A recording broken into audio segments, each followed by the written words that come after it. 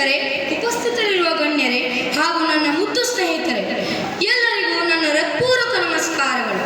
ಭಾರತ ಮಾತೆಯ ಮಂದಿರದಲ್ಲಿ ವೀರರ ರಕ್ತ ಹರಿದಿದೆ. ಸ್ವಾತಂತ್ರ್ಯದ ಪಥದ ಮೇಲೆ ತ್ಯಾಗದ ಜ್ಯೋತಿ ಬೆಳಗಿದೆ. ವೀರ ಮಂಗಲ ಪಾಂಡ್ಯವರ ಸಾಹಸದಿಂದ ಎಚ್ಚರಗೊಂಡಿತು ದೇಶವೇ. ಅವರ ಅಮರ ತ್ಯಾಗದಿಂದ ಅರಳಿತು ಸ್ವಾತಂತ್ರ್ಯದ ಕನಸೆ. ಇಂದು ನಾನು ಭಾರತದ ಸ್ವಾತಂತ್ರ್ಯ ಹೋರಾಟಗಾರ ಮೊದಲ ಕಿಡಿಯಾಗಿ ಗುರುತಿಸಲ್ಪಡುವ ಮಂಗಲ ಪಾಂಡ್ಯವರ ಕುರಿತು ಮಾತನಾಡಲು ಬಂದಿದ್ದೇನೆ. ನಮ್ಮ ದೇಶ ಭಾರತ ಇಂದು ಸ್ವತಂತ್ರ ರಾಷ್ಟ್ರವಾಗಿ ಹೆಮ್ಮೆಯಿಂದ ನಿಂತಿದೆ. ನಮ್ಮ ದೇಶಕ್ಕೆ ಸ್ವಾತಂತ್ರ್ಯ ಸುಲಭವಾಗಿ ದೊರೆತದ್ದಲ್ಲ. ಲಕ್ಷಾಂತರ ದೇಶಭಕ್ತರ ತ್ಯಾಗ, ಬಲಿದಾನ ಹಾಗೂ ಹೋರಾಟದ ಫಲವೇ ನಮ್ಮ ಈ ಸ್ವಾತಂತ್ರ್ಯ. ಆ ಮಹಾನ್ ವೀರರಲ್ಲಿ ಮಂಗಲ ಪಾಂಡ್ಯವರ ಹೆಸರು ಚಿನ್ನದ ಅಕ್ಷರಗಳಲ್ಲಿ ಬರೆಯಲ್ಪಟ್ಟಿವೆ. ಮಂಗಲ ಪಾಂಡ್ಯವರು 1827ರ ಜುಲೈ 19ರಂದು ಉತ್ತರ ಪ್ರದೇಶದ ಬಲಿಯಾ ಜಿಲ್ಲೆಯ ನಾಗವಾ ಗ್ರಾಮದಲ್ಲಿ ಜನಿಸಿದರು. ಬಾಲ್ಯದಿಂದಲೇ ಇವರು ಧೈರ್ಯಶಾಲಿ, ಸ್ವಾಭಿಮಾನಿ ಹಾಗೂ ದೇಶಪ್ರೇಮಿಯಾಗಿದ್ದರು. ನಂತರ ಇವರು ಬ್ರಿಟಿಷ್ ಈಸ್ಟ್ ಇಂಡಿಯಾ ಕಂಪನಿಯ ಸೇನೆಯ ಸಿಪಾಯಿಯಾಗಿ ಸೇರಿದರು. ಆ ಸಮಯದಲ್ಲಿ ಬ್ರಿಟಿಷ್ ಅಧಿಕಾರಿಗಳು ಭಾರತೀಯ ಸೈನ್ಯರಿಗೆ ಹೊಸ ಏರ್ಫೀಲ್ಡ್ ಬಂದೂಕುಗಳನ್ನು ನೀಡಿದರು. ಅವುಗಳನ್ನು ಬಳಸುವ ಮುನ್ನ ಅದರ ಕಾರ್ಟ್ರಿಜ್ಗಳನ್ನು ಕಚ್ಚಬೇಕಾಗುತ್ತಿತ್ತು. ಆ ಕಾರ್ಟ್ರಿಜ್ಗಳನ್ನು ಹಸು ಹಾಗೂ ಹಂದಿಯ ಕೊಬ್ಬನ್ನು ಬಳಸಿ ಮಾಡಲಾಗಿದೆ ಎಂಬ ಸುದ್ದಿ ಎಲ್ಲ ಕಡೆ ಹರಡಿತು. ಇದು ಹಿಂದೂ ಹಾಗೂ ಮುಸ್ಲಿಂ ಅವರ ಧಾರ್ಮಿಕ ಭಾವನೆಗಳಿಗೆ ದೊಡ್ಡ ಅವಮಾನವಾಗಿತ್ತು. ಆದರೆ ವೀರ ಮಂಗಲ ಪಾಂಡ್ಯವರು ಈ ಅನ್ಯಾಯದ ವಿರುದ್ಧ ತಲೆಬಾಗಲಿಲ್ಲ.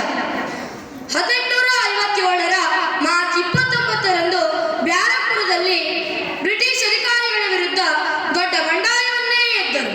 ಅವರ ಈ ಕ್ರಾಂತಿಕಾರಿ ನಡೆಯಿಂದ ಭಾರತದ ಸೈನಿಕರ ಹೃದಯದಲ್ಲಿ ಸ್ವಾತಂತ್ರ್ಯದ ಕಿಡಿ ಹೊತ್ತಿತು.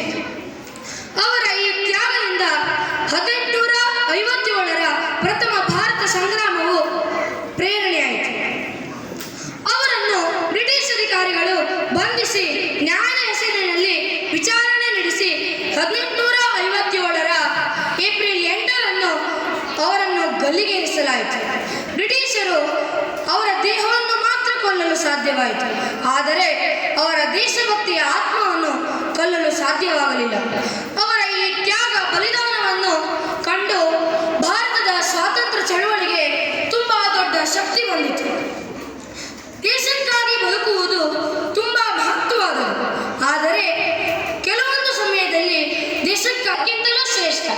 ಸ್ನೇಹಿತರೆ, ಮಂಗಲ ಪಾಂಡ್ಯವರು ಕೇವಲ ಒಬ್ಬ ಸೈನಿಕರಲ್ಲ, ಅವರು ಸ್ವಾಭಿಮಾನದ ಸಂಕೇತ. ಅನ್ಯಾಯದ ವಿರುದ್ಧ ಧ್ವನಿ ಎತ್ತಿ ಮಾತಾಡಬೇಕು ಎಂಬ ಸಂದೇಶವನ್ನು ಅವರ ಜೀವನದಿಂದ ನಾವು ಕಲಿತುಕೊಳ್ಳಬಹುದು. ಇಂದು ನಾವು ಗಡಿಯಲ್ಲಿ ನಮ್ಮನ್ನು ಕಾಯುವ ಯೋಧರನ್ನು ಗೌರವಿಸುವಂತೆ ನಮ್ಮ ದೇಶದ ಸ್ವಾತಂತ್ರ್ಯಕ್ಕಾಗಿ ಪ್ರಾಣವನ್ನೇ ತ್ಯಾಗ ಮಾಡಿದ ಮಹನೀಯರನ್ನು ಸಹ ಸ್ಮರಿಸಬೇಕು. ನಾವು ಮಂಗಲ ಪಾಂಡ್ಯವರ ಜೀವನದಿಂದ ಈ 3 ಮುಖ್ಯವಾದ ಪಾಠಗಳನ್ನು ಕಲಿತುಕೊಳ್ಳಬೇಕು. ದೇಶಪ್ರೇಮವೇ ನಮ್ಮ ಮೊದಲ ಕರ್ತವ್ಯ. ಅನ್ಯಾಯದ ವಿರುದ್ಧ ಧೈರ್ಯದಿಂದ ಧ್ವನಿ ಎತ್ತಿ ಮಾತಾಡಬೇಕು. ಸತ್ಯ, ಸ್ವಾಭಿಮಾನ, ಐಕ್ಯತೆಯಿಂದ ದೇಶದ ಅಭಿವೃದ್ಧಿಯತ್ತ ಕೊಂಡೊಯ್ಯಬೇಕು. ಸ್ವಾತಂತ್ರ್ಯವನ್ನು ಪಡೆದುಕೊಳ್ಳುವುದು ತುಂಬಾ ಕಷ್ಟ, ಆದರೆ ಅದನ್ನು ಉಳಿಸಿಕೊಳ್ಳುವುದು ಇದಕ್ಕಿಂತಲೂ ದೊಡ್ಡ ಜವಾಬ್ದಾರಿ.